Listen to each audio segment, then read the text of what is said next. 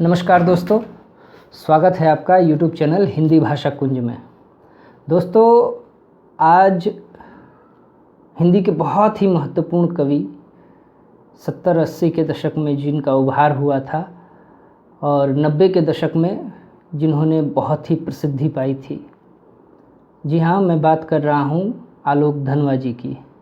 उनकी एक पंक्ति है जिसको सुनने के बाद ही आपके जहन में जो है एक कौंध उठेगी। पंक्ति सुन लीजिए पहले। आलोक धनवा की कविता की पंक्ति है। कहते हैं वो, लगेगा वैसे ये स्टेटमेंट की तरह। वो कहते हैं, आदमियत को जीवित रखने के लिए अगर एक दारोगा को गोली दागने का अधिकार है तो मुझे क्यों नहीं। जी हाँ, आलोक धनवा एक तरह से क्रांति और जो आक्रोश हैं उनके कवि रहे हैं। 70-80 के दशक में उनकी उन कविताओं की कुछ पंक्तियां जो हैं, लोग जो एक्टिविस्ट रहे हैं या जिनको क्रांति में आस्था रही है, जो जन आंदोलनों से जुड़े रहे हैं, वे अक्सर जो हैं इनका प्रयोग किया करते थे। और आलोक धनवा ने अपने जीवन में मात्र एक ही काव्य संग्रह अभी तक उन्होंने लिखा है, एक ही काव्य संग्रह प्रकाशित हुआ है।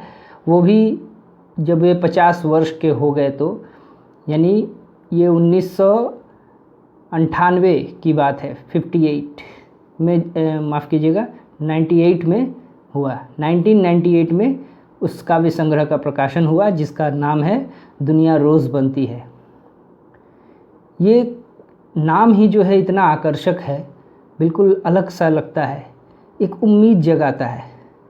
आमतौर पर आलोक जी को माना जाता है विस्थापन के दर्द का कवि, और स्त्रियों के अकेलेपन, उनके ऊपर जो विस्थापन उनके जीवन में दिखता है हमें, घर में हमारे या समाज में, उसका कवि माना जाता है। उनकी बहुत सी कविताएं हैं जिसमें हमें देखने को मिलता है ये, चाहे वो भागी हुई लड़कियां हों, भ्रूणों की बेटियां हों, या फिर उनकी आखिरी कविता उस संग्रह की जिसका शीर्षक है सफ़ेद रात।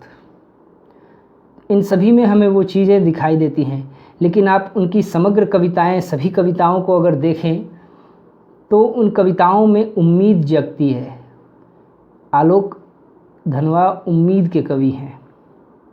अपनी घनघोर प्रतिबद्धता और जो एक वैचारिक उनकी भूमि है वो इतनी स्पष्ट है कि इसमें कहीं कोई संदेह या उलझाव हमें दिखाई नहीं पड़ता। हालांकि बहुत लंबे समय तक उनको आलोचना के क्षेत्र में एक अनदेखा किया गया, उनको उस तरह से जो है प्रतिष्ठा नहीं दी गई। आलोचक नंद किशोर नवल जी हैं, उन्होंने आलोक धनवा की कविताओं को उस तरह से जो है गंभीरतापूर्वक उन्होंने नहीं लिया। हालांकि बाद में उन्हें अपनी इस गलती का एहसास हुआ और पटना में एक संबोधन करते हुए सभा में उन्होंने अपनी इस गलती को सुधारा भी, और उन्होंने एक बहुत ही बड़ी बात कही, एक छोटी सी लाइन उन्होंने कही आलोक जी की कविता के विषय में, और वो यह थी कि आलोक की कविताएं आलोचना से आगे हैं। ये बहुत बड़ी बात है। यानी उनकी कविताओं का आलोचनात्मक मूल्यांकन अभी तक हुआ ही नहीं है। उनकी कविताओं में जो एक अपील है, एक अन्याय और अत्याचार और शोषण के खिलाफ उठ खड़े होने की जो अपील उनकी कविताओं में दिखती है, वो बहुत ही स्पष्ट रूप से हमें दिखाई देती है। आलोक का पहला काव्य संग्रह और पहला और अभी तक का वही एकमात्र काव्य संग्रह है जो उनके 50 वर्ष हो जाने के बाद जो है प्रकाशित हुआ। उनका जन्म वैसे तो ये आज के ही दिन 2 जुलाई को 1948 में हुआ था, बिहार के मुंगेर ज़िले में। लेकिन उनकी पहली कविता जो है वो 1972 में प्रकाशित हुई थी, और वो वहीं से उनके तेवर का हमें पता चलता है। उस कविता का शीर्षक है जनता का आदमी।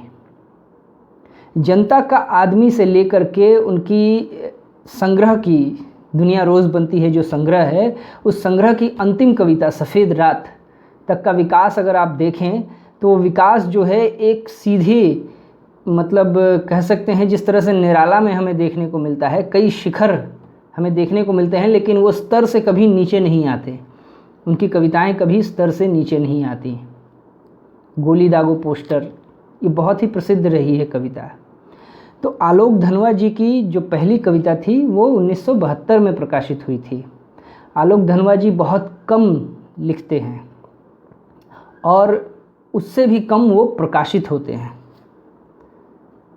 लेकिन उनकी जो विचारधारा है वो बहुत ही गहराई से चलती रहती है, सजग रहती है, सक्रिय रहती है। उनकी कविताओं में एक सचेत कवि और एक्टिविस्ट दोनों घुल मिल गए हैं।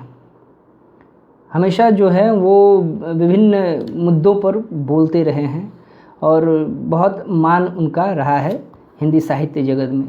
जिस तरह से बिहारी सतसई की रचना करके हिंदी साहित्य जगत में अमर हो गए हैं, उसी तरह से 70 के दशक में इनका आविर्भाव होता है और 90 के दशक में इनका पहला संग्रह आता है। इस पहले संग्रह से ये अविवादित रूप से हिंदी के अत्यंत महत्वपूर्ण कवि के रूप में दर्ज हो जाते हैं, अत्यंत सशक्त रूप में। उनकी कविताओं में हमें एक बहुत ख़ास चीज़ देखने को मिलती है, जो है मुश्किल सरोकार जो हैं, मुश्किल सरोकारों की पहचान उनकी कविताओं में दिखती है। कई सारी मुश्किल स्थितियां हैं, उन स्थितियों की पहचान जो है इनको दिखती है इनकी कविताओं में। आज मैं आपके सामने उनकी एक कविता का पाठ प्रस्तुत करने जा रहा हूं, जो उनके संग्रह की अंतिम कविता है सफ़ेद रात।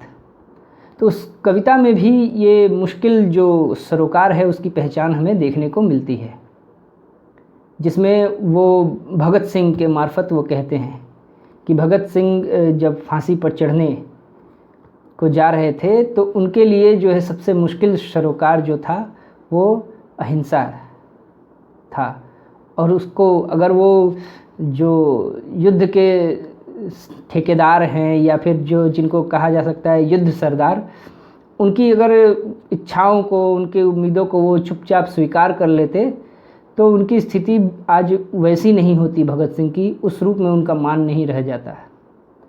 उन्होंने अपने सरोकार को पहचाना जो काफ़ी मुश्किल था और उसके प्रति वो प्रतिबद्ध होकर आगे बढ़े। तो इस तरह से ये पूरा जो है उनकी कविताओं में हमें ये चीज़ें देखने को मिलती हैं। आज जिस कविता का पाठ मैं प्रस्तुत करने जा रहा हूँ, सफ़ेद रात, उस कविता के विषय में कहा जाता है आमतौर पर कि ये अमेरिकी जो साम्राज्यवाद है उसके विरोध में लिखी गई शुरुआती जो कविताएं हैं, उन शुरुआती कविताओं में से एक रही है ये सफ़ेद रात कविता, जिसको उन्होंने लगभग 1997 में इन्होंने लिखा था, प्रकाशित हुई थी ये कविता। और ये कविता केवल शुरुआती कविताओं में हम नहीं इसको शुमार कर सकते, मात्र इतना ही नहीं है इसका अवदान, बल्कि अमेरिकी साम्राज्यवाद पर लिखी गई हिंदी में, कम से कम हिंदी में जो है ये सर्वश्रेष्ठ कविता है। इस कविता में और भी कई पहलू हमें देखने को मिलते हैं। एक पहलू तो ये है कि जो निर्वासित और अकेलेपन का जीवन जी रही स्त्रियां जो हैं हमारे घरों और समाजों में, उसका भी बहुत ही एकदम उसके दर्द का चित्रण यहाँ हमें देखने को मिलता है। और इसके साथ साथ एक और बात जो है इसमें हमें, जिसको हम भूल नहीं सकते, ये कविताएं जो हैं, इस कविताओं में जंगल से शहर की यात्रा की ओर बात की गई है। और ये जंगल से शहर की यात्रा जो है, इसके बहाने आलोक जी वो सभ्यता के विकास की यात्रा की भी बात करते हैं और उसके फलस्वरूप हमने क्या पाया। ये सभ्यता जिसको हम आज इतनी विकसित सभ्यता कहते हैं, हम सभ्य होते गए या हम पतन की ओर बढ़ते गए, इन सारी चीज़ों को लेकर के भी उन्होंने इस कविता में विचार किया है। कविता का पाठ मैं प्रस्तुत करने जा रहा हूँ, इसलिए मुझे जो कहना था मैंने पहले ही कह दिया। अब आप कविता का आनंद लें। बहुत ही खूबसूरत कविता है और बहुत ही गंभीरता से इसके एक एक बात पर हमें विचार करने की ज़रूरत है। तो चलिए बिना विलंब किए शुरू करते हैं पाठ सफ़ेद रात। पुराने शहर की इस छत पर पूरे चांद की रात याद आ रही है वर्षों पहले की जंगल की एक रात, जब चांद के नीचे जंगल पुकार रहे थे जंगलों को, और 12 सिंगे पीछे छूट गए 12 सिंगों को, निर्जन मोड़ पर ऊंची झाड़ियों में ओझल होते हुए। क्या वे सब अभी तक बचे हुए हैं? पीली मिट्टी के रास्ते और खरहे, महोगनी के घने वृक्ष, तेज महक वाली कड़ी घास, देर तक गोधुली ओस, रखवाड़े की झोपड़ी और उसके ऊपर 7 तारे। पूरे चांद की इस शहरी रात में किस लिए आ रही है याद जंगल की रात? छत से झांकता हूँ नीचे, आधी रात बिखर रही है, दूर तक चांद की रोशनी। सबसे अधिक खींचते हैं फुटपाथ, खाली खुले आधी रात के बाद के फुटपाथ। जैसे आंगन छाए रहे मुझ में बचपन से ही, और खुली छतें बुलाती रही रात होते ही। कहीं भी रहूं, क्या है चांद के उजाले में, इस बिखरी हुई आधी रात में एक असहायता जो मुझे कुचलती है, और एक उम्मीद जो तकलीफ जैसी है। शहर में इस तरह बसे कि परिवार का टूटना ही उसकी बुनियाद हो जैसे। न पुरखे साथ आए, न गांव, न जंगल, न जानवर। शहर में बसने का क्या मतलब है? शहर में ही ख़त्म हो जाना? एक विशाल शरणार्थी शिविर के दृश्य, हर कहीं उनके भविष्यहीन तंबू। हम कैसे सफ़र में शामिल हैं कि हमारी शक्ल आज भी विस्थापित हो जैसी। सिर्फ कहने के लिए कोई अपना शहर है, कोई अपना घर है, इसके भीतर भी हम भटकते ही रहते हैं।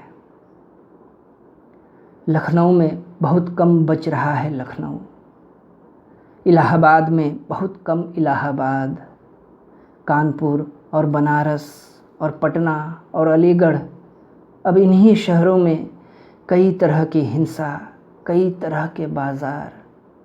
ये बहुत महत्वपूर्ण लाइन है, उन्होंने हिंसा और बाज़ार को एकदम समान रखा है।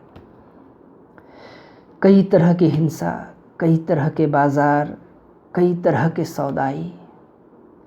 इनके भीतर, इनके आसपास, इनके बहुत दूर बम्बई, हैदराबाद, अमृतसर और श्रीनगर तक हिंसा, और हिंसा की तैयारी और हिंसा की ताकत। बहस चल नहीं पाती, हत्याएं होती हैं। बहस चल नहीं पाती, हत्याएं होती हैं। फिर जो बहस चलती है उनका भी अंत हत्याओं में होता है। भारत में जन्म लेने का मैं भी कोई मतलब पाना चाहता था। अब वह भारत भी नहीं रहा जिसमें जन्म लिया।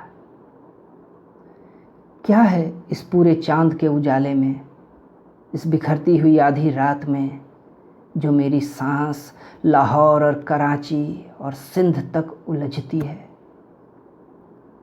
क्या लाहौर बच रहा है? वह अब किस मुल्क में है?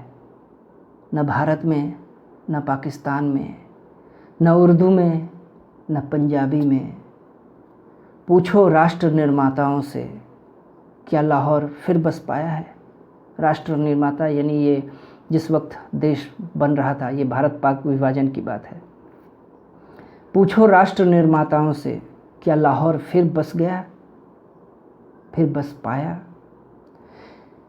जैसे यह अछूती आज की शाम की सफ़ेद रात एक सच्चाई है, लाहौर भी मेरी सच्चाई है। कहाँ है वह हरे आसमान वाला शहर बगदाद? कहाँ है वह हरे आसमान वाला शहर बगदाद? ढूंढो उसे, अब वह अरब में कहाँ है? पूछो युद्ध सरदारों से, युद्धों के सरदार अमेरिका, जिस वक्त ये कविता लिखी गई उस वक्त तो वो एकदम सबके सिर पर चढ़ डोलता था। एकदम गुंडागर्दी उसकी बहुत खुली थी पूरी तरह से। पूछो युद्ध सरदारों से इस सफ़ेद हो रही रात में, क्या वे बगदाद को फिर से बना सकते हैं। बहुत महत्वपूर्ण पंक्ति है। पूछो युद्ध सरदारों से इस सफ़ेद हो रही रात में, क्या वे बगदाद को फिर से बना सकते हैं। वे तो खजूर का एक पेड़ भी नहीं उगा सकते। वे तो रेत में उतना भी पैदल नहीं चल सकते जितना एक बच्चा ऊंट का चलता है, धूल और गुबार से अंतरिक्ष की तरह खेलता हुआ। क्या वे एक ऊंट बना सकते हैं। एक गुंबद, एक तरबूज, एक ऊंची सुराही, एक सोता जो धीरे धीरे चश्मा बना। एक गली जो ऊंची दीवारों के साए में शहर घूमती थी, और गली में सिर पर फिरोजी रुमाल बांधे एक लड़की जो फिर कभी उस गली में नहीं दिखेगी। अब उसे याद करोगे तो वह याद आएगी। अब तुम्हारी याद ही उसका बगदाद है, तुम्हारी याद ही उसकी गली है, उसकी उम्र है, उसका फिरोज़ी रुमाल है। जब भगत सिंह फांसी के तख्ते की ओर बढ़े तो अहिंसा ही थी उनका सबसे मुश्किल सरोकार। अगर उन्हें कबूल होता युद्ध सरदारों का न्याय तो वे भी जीवित रह लेते, बर्दाश्त कर लेते धीरे धीरे उजड़ते, रोज़ मरते हुए लाहौर की तरह, बनारस, अमृतसर, लखनऊ, इलाहाबाद, कानपुर और श्रीनगर की तरह।